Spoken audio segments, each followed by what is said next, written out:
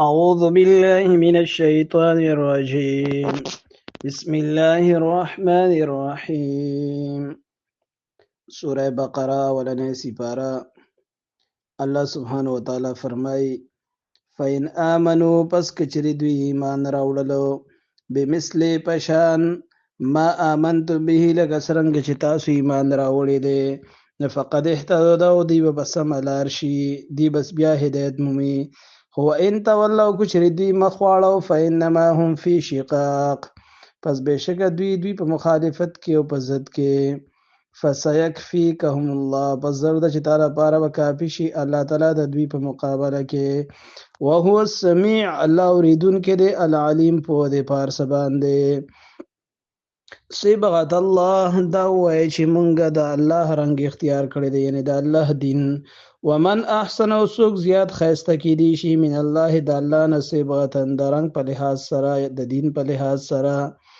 ونحن له او یمون داغه د پر عابدون عبادت کوونکی. قلت ورته فرمای پیغمبره اتحاجوننا فی الله آیا تاسو ما سره جګړه کوئ د الله بارکه حال دا چې وهو ربنا غزمونږ رب دی و ربکم او تاسو رب دی.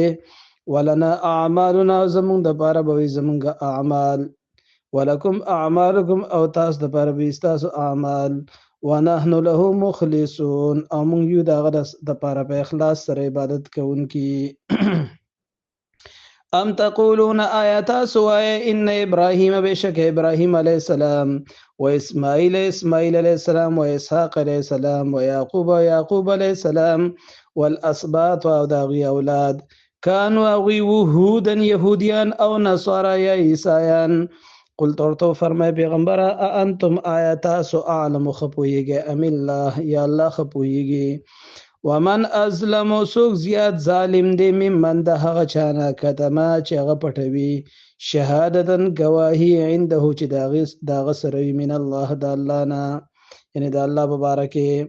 وما الله او نه دی الله تعالی بغافل به خبر عما تعملون اس چې کم اعمال تاسو کوئ. تلک امتون دا خو یو ډله وا یو ټولګي او قد خلت چې په تحقیق سره تیر شوی دی لها ما کسبت اغوی ته بدله ملاویږي چې کوم اعمال اغوی کړی وي. ولکم او تاسو ته بدله ملاویږي ما کسبتم چې کوم اعمال تاسو کړی وي. ولا تسالون او تاسو نو تاسو نه کیږي عما كانوا يعملون چې کوم اعمال اغوی کولو. سيقول السفهاء او زرد چې وبوي دا بیوقوفان من الناس په خلکو کې یعنی اهل کتاب طرف ته اشاره ده.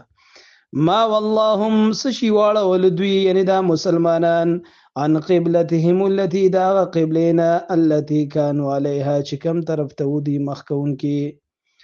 رسول الله صلی الله علیه وسلم صحابه کرام او تر 1400 یا د 1900 میاشتو پورې بیت المقدس ته چې د مخکړې د منځ به کو او خو خیدا وا چې الله تعالی خانه کعبه زمګه قبله وګرځوي.